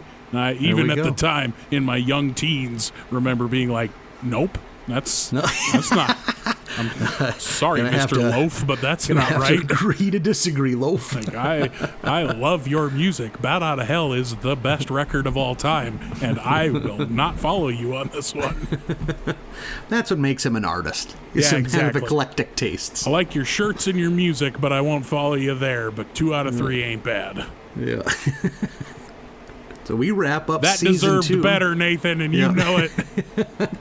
I was reading my notes, Marlon. I goddamn failed you. I failed you, Marlon. You stalked and me a nice bounce pass, and I ended up malone it with a hammer dunk. I left you hanging. Yep. You had to put up a weird off-balance mid-range jumper. Scottie Pippen shoved down your throat. Yeah, it's like an NBA jam. I went up for the oop, and you just dribbled. Yeah. You just stood there and watched me. Yeah, I accidentally hit the steel button. This fucking betrayal. I grew up with a Super Nintendo. I don't know how Genesis controllers work. Damn it, Nathan. Oh, boy. Well, let's land this big bitch. Let's take it home. As we're up to episode 22, the end of season 2. Gotta say a note about this. The episode is called Blood Feud, and it aired in mid-July, nearly 2 months after the previous episode. Oh, weird. Yeah, I did some digging. I guess like the episode just ran way past its scheduled production date, which, knowing the Fox network in the early 90s, should surprise nobody. Nope, seems like it was a real tire fire over there. And I guess they tried to turn it into this thing like, hey, we're going to like change the paradigm of network television. We're going to launch shows in the midsummer. And it didn't work because no one's done it since. I love when big companies or corporations try to spin things like that, where it's like, this is obviously a fuck up on our part, but we're going to pretend we did it on purpose. And it's like, guys, no one believes you. This isn't working. So episode 22, Blood Feud, real Mr. Burns-centric episode. I am finding, Burns, I don't know about you, but I am finding that the more Mr. Burns we can get in an episode, the more I'm going to like the episode. Yeah, I was kind of thinking back over all the episodes we've seen so far, and like if this one is one, and definitely the Burns runs for governor one, like I think I am a big Mr. Burns fan. Yeah. I think the Burns character just lends itself to hilarious, like, dialogue, because just how he is and like the way he talks, like he just so many, like, it's so flowery with like the old-timey phrases he loves to use. It's just ripe for like, oh man, let's punch this up and make it as silly as possible. And you can go so many different directions with him. Like you can do the thing in the baseball episode where he's talking about watching baseball players that played in the 1890s. So you can make like old jokes and feeble jokes and evil or rich. Like you could go in all these different directions with the Burns character. And I am finding that after watching 2 seasons, I am quite a fan. Yeah, I'm with you there. And I love the Smithers angle. Yeah, I think the character of Smithers is very interesting. Just this dude who is constantly mistreated by Mr. Burns, but just idolizes him for some reason and hangs on his every word. There's got to be some really Smithers-heavy episodes, 1 or 2. You know, Christ, we got 30 seasons to fill. They got to spend a little more time on that character, you know, just to kind of a peek behind the veil, you know. They would have had to have done a Smithers origin episode by now, so. Yeah, totally. I'm hoping for that. I hope they discussed that he was black in season 1. Yeah, can we draw attention to that, where you were black with blue hair for 1 episode? He's just going through some kind of phase, apparently. So yeah, in this episode, got a lot of Mr. Burns. He falls ill and desperately needs a blood transfusion. I think he has a type 00 negative blood. Is that a real blood type? I don't know. I don't, man. That sounds pretty metal, though. Type 00 negative. Type I want that blood. Yeah, it's way better than type O negative. And Smithers has like B positive. And he's like, curse this commoner blood. And we find out that Smithers has already given him a kidney. Yep. And he's so pissed at himself for having the wrong blood. Yeah. The doctor's like, well, we need to do a transfusion because that's Mr. Burns' ailment, is that he doesn't have enough blood. Like, just physically doesn't have the volume that he needs. That is just nature's way of saying die. Yep. You've used up the blood. But Smithers is so excited, like, just, do you have a needle right here? How long does it take to sanitize one? Actually, never mind, just go for it. Like, rips his shirt open. Just way too eager to help Mr. Burns. And then Smithers back at the power plant gives like this just heartbreaking, like he can barely get the words out. He's so distraught, like letting everyone in the company know that Mr. Burns, if he doesn't get this rare type of blood, is not gonna make it. And then nobody gives a shit. This company of hundreds, they're all just smirking. Like, good, I hope it hurts. And Homer's the voice of like, guys, that's a human being up there. It's like, really? That came out of Homer? Yeah. I love that before Dr. Hibbert before Dr. Hibbert gets there, Smithers is like, we need to call a doctor. And again, one of the paths that you can go with Mr. Burns being the real old-timey shit, he says, quote, no quack sawbones is going to apply his leeches to me. Like, that's not how we do medicine anymore, Mr. Burns. It's 1991. Yeah, you don't hear sawbones dropped much anymore. I was very excited at sawbones. I think he kind of gets in a debate with his buddies at work. What are his buddies at work? I can't think of their names. I can never think of their names either. Lenny is one of them. That sounds right. And they're like, you would save him? And Homer's like, of course I would, but it's all because of the chance of financial gain. You know? Right. You save a rich guy, you'll get paid back tenfold. Think of all the... Yeah, he's in it for the wrong reasons. And there's a great line where he's like kind of being arrogant and like, that's the reason why guys like you will never get out of this place. You're going to be stuck in these dead-end jobs, and there's reasons why guys like me go places. And Lenny's like... I'm your supervisor. Like, oh, I'm sorry, sir. Yeah, that's sorry, such sir. a great joke. You know I'm your supervisor, right? Yeah, that was a real good one, a real quick one. Yeah. And it turns out that someone they know does have the blood that Burns needs, which is Bart. Mm-hmm. Because there's a great scene where Marge knows all these tiny little facts about all of her loved ones, which I thought was sweet. You know, yeah, knows what everyone's allergic to, knows everyone's food, shoe size. A very sweet little wholesome mom moment.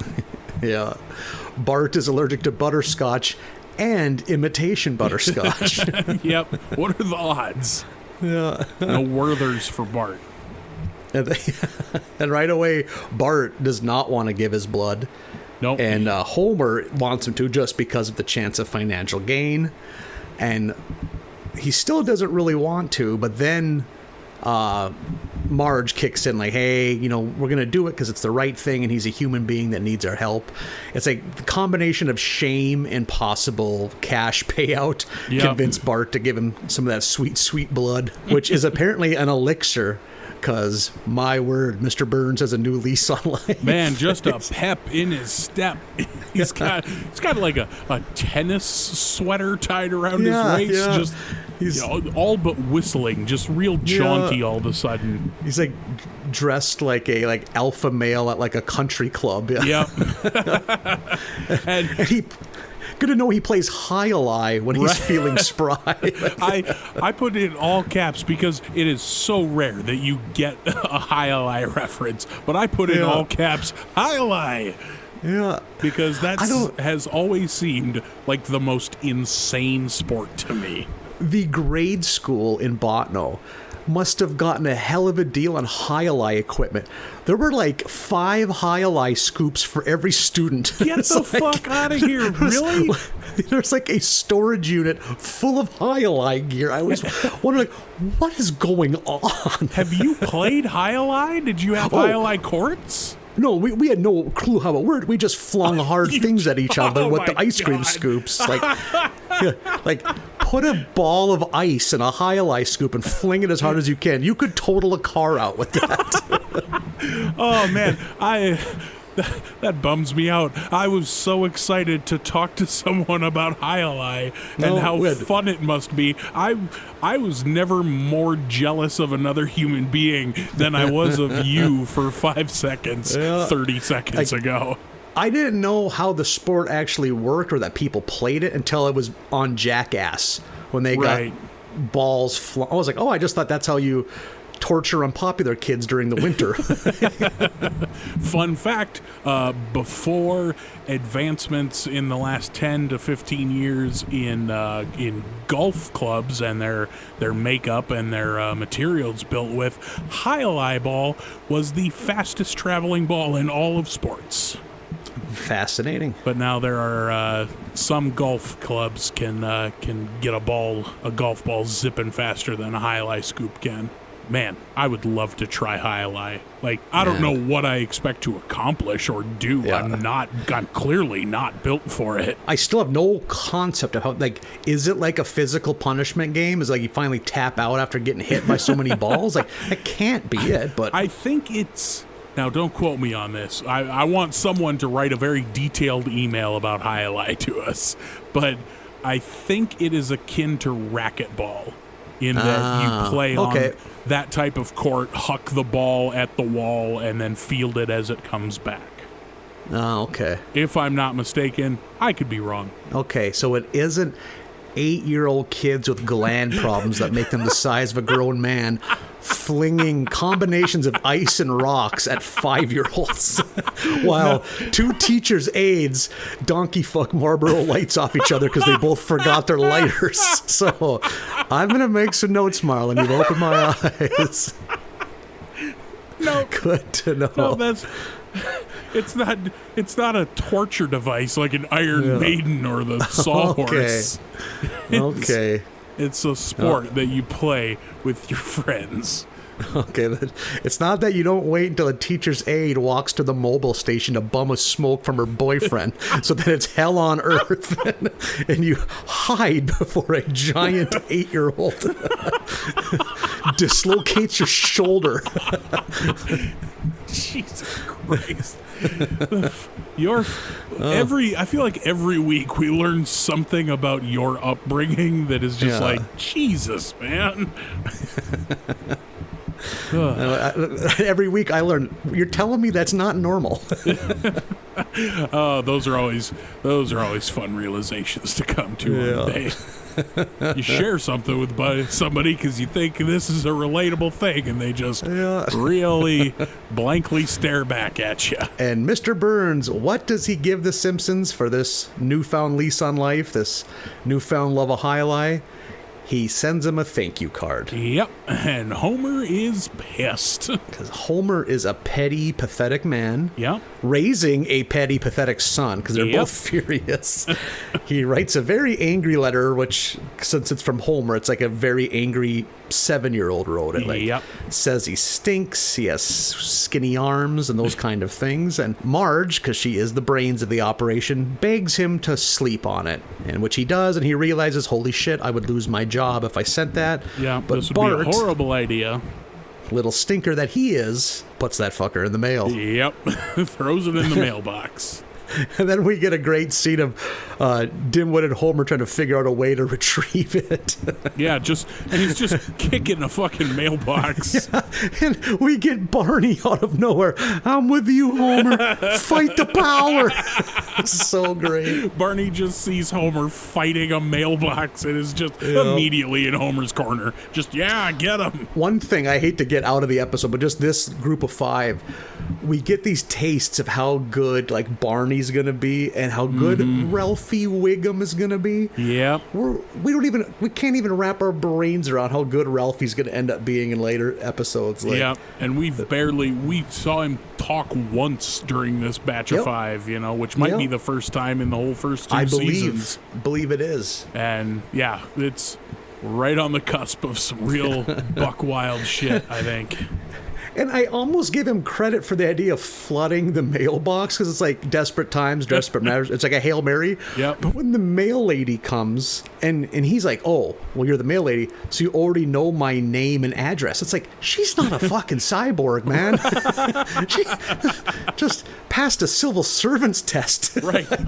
She's... You're a mail lady, so you know everything about me. I don't think that's true. I don't think those two are correlated, Homer. To her credit, plays it off as true and scares the shit out of him. Yep, he is freaked I thought was out. a nice touch. I did love, though, I'm going to flood the mailbox to dissolve all the ink or make the ink run. I probably wouldn't have thought of that, so good on him. And then also, again, to give him credit for not giving up, he somehow gets into Burns' office and is hoping to steal the letter. Yeah, before Burns can read it. Burns beats him to it and reads it and is furious, has him removed from the premises. I believe he loses his job. Yep, fires him, has him hauled off the premise. And it's not enough. And the guy hauling him off is great. He's like the company like goon. Yep, the company mobster. Yeah. And he's like friends with Homer, but he's like, I got a job to do. I got to put you in a hammerlock as I haul you out of here. And he's hammerlocked Homer, pushing him out the gate. And Homer's like, you don't have to twist my arm. And the guy just real calmly, listen, Homer, I don't come to your work to tell you how to do your job, right? Just real polite interaction as you're being assaulted and thrown out. And this isn't enough for Burns. He is seeing red. He wants Homer beaten to a pulp. Yep. And they end up going to the same company goon. Yep. Who's like, do you know Homer Simpson? He's like, oh yeah, great guy, I love him. He's like, I need you to beat him up. And immediately, sure, yep, no problem. Sure, no problem. It's just a job. And then what's his name kind of has like a tinge of regret. Smithers. He's like, no kicking. Okay, no kicking. Got it. Yep. Like, and then it just keeps building. He stops shaving. We see day growth beard Smithers. Yep, smoking with his collar undone. Like Smithers is a wreck. Yeah, he's a moral conundrum, I would say, and he finally, he doesn't ever want to do a opposite of what Mr. Burns says. But he's like, hey, Mr. Burns, they saved your life. I don't think we should beat this man half to death. Yeah, and in a moment of decency, which are very rare for John Montgomery Burns, he decides, I agree. I think you're right. We should do something for him. We're going to show him how much we care. And then they go on like a 90s, 80s sitcom montage shopping. And there's, again, The Simpsons, right in their wheelhouse, great names of the stores. Yep, names of stores, names of products, like anything, kind of, any label, any sign they can make is going to be pretty good. There's like an Alabama land, and like in parentheses, where everything is from Alabama. There's cornball, he says. There's a place that sells like big screen TVs and pool tables, and it's just called Wicked Excess. I didn't think I even picked up on that. That's great. It's like, yeah, these are perfect. And of course, that's what Homer would want, but Mr. Burns is like, the man doesn't want his home looking like a saloon. It's like, I don't think you know Homer very well. I think he would love that. We've established they have a rumpus room. They have a place for that table. And it keeps building and building, and they're at home, and Homer's very scared. He's very worried about he feels that consequences may still be coming. Yeah. And then Mr. Burns and Mr. Smithers show up with a giant crate. Which has they're all excited. The best too is they hand Bart the crowbar. He's like, "Oh, cool, a crowbar! Sweet, a crowbar!" He's just excited to have a crowbar, and Lisa has to shoulder tap him and be like, "It's to open the crate, you idiot." Yeah, I love what sometimes when we see a bit of Homer in Bart every once in a while, and when we do, I'm pretty into it. It's like I always like the episodes too where Bart and Lisa are a team, kind of like they have a common goal, kind of like the one where they were taking advantage of Grandpa. I like when because that's how sibling. Well, as a man with no siblings, I'll have to explain this too. That's how siblings. It's 90% your blood enemies, but every once in a while you got to put it aside for the common good. Maybe that's our next podcast. We just give advice where it's two only children give you advice on siblings. And usually in our family, that putting things aside just meant Dairy Queen was involved. If we don't cool this shit, we're not getting blizzards. If we don't we don't knock this shit off, it's Schwann's Push Pops for the rest of the fucking summer. Who am I kidding? We were not a blizzard family. We were more of a dip cone family. We're not Hollywooding it with blizzards. Oh man, I've never understood a dip cone. Like, you know what I wish? You know what I wish I had for this ice cream cone? An obstacle. Yeah, I'm actually with you, man. I prefer just a chocolate swirl cone, just vanilla and chocolate. Sometimes the classics are the regular ass cone. And then they open up. If we're not doing a blizzard, if we're doing a blizzard, we're doing a blizzard. But if we're getting a cone, just give me a regular ass cone. You know what I find to be an underrated Dairy Queen treat? A Buster bar. Yeah, it's pretty rare that I'll end up with one of those, but not bad. Yeah. I'm a I don't even think they put them on the menu anymore. I don't know either. I'm a peanut butter parfait man myself. Yeah, very good choice. I enjoy a good parfait, which feels like a very old man ice cream. It totally is, but yeah, sometimes again they know what they're talking about. Yeah, odds are if I'm going to Dairy Queen, it's a peanut butter parfait or it's a Reese's peanut butter cup blizzard, and that's kind of the end of my orders. It is shocking how much our Dairy Queen treats tastes align. Those are literally my two things. I have a friend who I know listens to this podcast, so yes, I'm talking directly to you. She puts M&Ms in her blizzard, which is the most psychopathic behavior I've ever seen in my life. You know what this nice, soft, cool ice cream needs? Fucking rocks in it. You mean like she brings them herself? No. Gets an M&M blizzard. I thought you meant like she had like a big family bag, and she's like, nearly enough M&Ms here. That would be better. But no, just orders. Crank it up. Orders an M&M blizzard. Like, See, get your gravel ice M&M cream blizzard. out of here. Well, I can get behind that. I'm with her. No, wait, man, that's a tooth breaker. I'm not into it. That's why I like peanut butter cups. They're nice and soft. Yeah. Like me. I get off on the risk of ice cream that might break my teeth. Oh, you're a daredevil now. That's an extreme sport for me. You're real Lance Murdoch from the Simpsons Daredevil episode. I remember my dad one time getting into an argument at a Dairy Queen drive-thru because they wouldn't serve him a Mr. Misty. Because at that time it was called like the Arctic Blast or Arctic Extreme Rush when everything had to be about fucking skateboards. Yeah. it's like this hollering at a teenager isn't going to change anything. But you know what, Marlin? You know what they call him now? A fucking Mr. Misty. And they say one man can't change the world. Exactly. Ralph Nadering ice cream over here.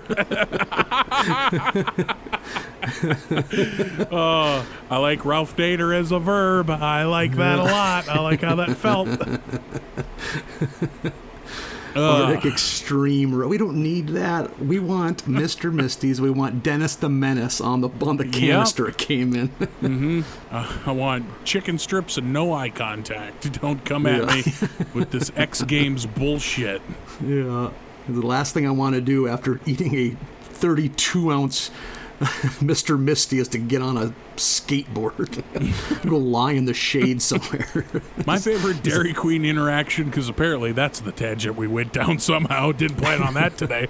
But a buddy and I went to a Dairy Queen, and we sat in the booth. We're eating our ice cream, and in the booth directly behind me, there's a guy and a son, and I'm going to say he's around 8 years old, the son.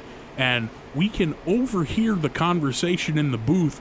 The dad is explaining to the boy that his parents are getting a divorce, and it doesn't mean that we don't love each other. It doesn't. You're still gonna see me all the time. You get 2 Christmases now. The whole thing, going through the entire divorce talk at a Dairy Queen. You know what that kid hates now? Dairy Queen. We had a free dilly bar day at work, and Dwight started sobbing. I just love that. Like, what a stereotypical thing. Like, take the boy out for ice cream to soften the blow of this collapsing marriage. A friend of mine was playing Sega Genesis in his living room while his mom vacuumed, and she's getting close to the TV.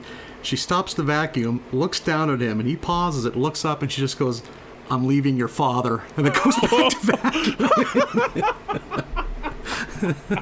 that. That's a way better one. Just slip that in there. What a weird Go back list. to your toe jam and Earl. Yep. Enjoy your... Don't forget the blood code for Mortal Kombat. You got to turn that on. Enjoy the serene nature of our household before things explode into fury and tears. Just letting you know that a storm's a coming. Enjoy this last bit of Sonic 2 before everything goes upside down. We get to see your father sob. Oh, shit. That's a weird list to compile best divorce announcements that we've ever seen. Back to The Simpsons. Really went Dairy Queen from blizzards to divorce. We really covered a lot of bases there, Marlon. All over the place. This is a real nail biter of an episode of America's Barley Basket. Yeah, why don't you land this? Yeah, so Bart, crowbar in hand, opens up the giant crate. I don't know, what would you say, 10 by 10 by 10? At least takes up the whole living room. And it is a giant, ornately carved Native American totem. Yep. Which is like from like a store called like Ed's Plundering or something like that. Yeah, Plundering Pete's. Plundering Pete's. There you go. Just like archaeological finds or something. Taking things that aren't theirs and selling them. Yep. So, Homer was expecting a more practical goods, but Bart loves it because it's metal as fuck, looks so cool. It's an angry war god's face carved from a tree. The biggest, like a sequoia tree, so gigantic. It ends with them in the living room eating on TV trays, where the living room is now crammed because there is a 8-ton giant war totem taking up 90% of the real estate. And then Marge, God bless her, keeps trying to find like some kind of lesson that can be learned from all this. Yep. And it's like, nope, I just don't think there's any lesson at all. No, it just fades. Bless her heart, she tried. Such a great way to end, man. Yeah. That's season 2, buddy. I am loving every minute of it. This may be the best, like, consistently funny batch of 5 that we've gotten to do. Because, there were other points, like, season 2 was really good, but I feel like there was always one kind of stinker or at least half-assed one in every bunch. But, man, this was quality all around. I agree. It's only going to get better and better. Yep, we will kick off episodes 1 through 5 of season 3 next week. Well, speaking of getting better and better, former Dallas Mavericks point guard Derek Harper is one of a very short list of NBA players whose scoring average increased every year for his first 7 seasons. So, Derek Harper, if you're a fan, reach out to us. Or Rolando Blockman, Mark Aguirre, any of the leading scorers from the mid-'80s Mavericks team. So we're here for... Brad Davis had an amazing mullet and mustache combo, backup point guard. Everyone has an uncle that looked like Brad Davis.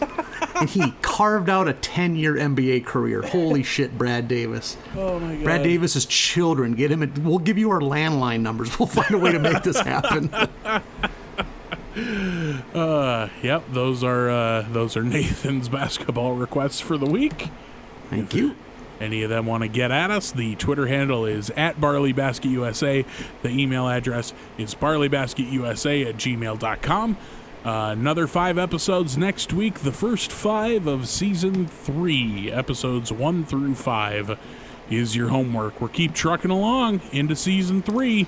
Gonna be good stuff. We still got to figure out what to sing next week. That'll be a fun surprise. Ooh, exciting. Always fun. All right, everyone enjoy your week. Thank you for listening. Watch your Simpsons, and we'll catch you next week. Have a great week, everybody.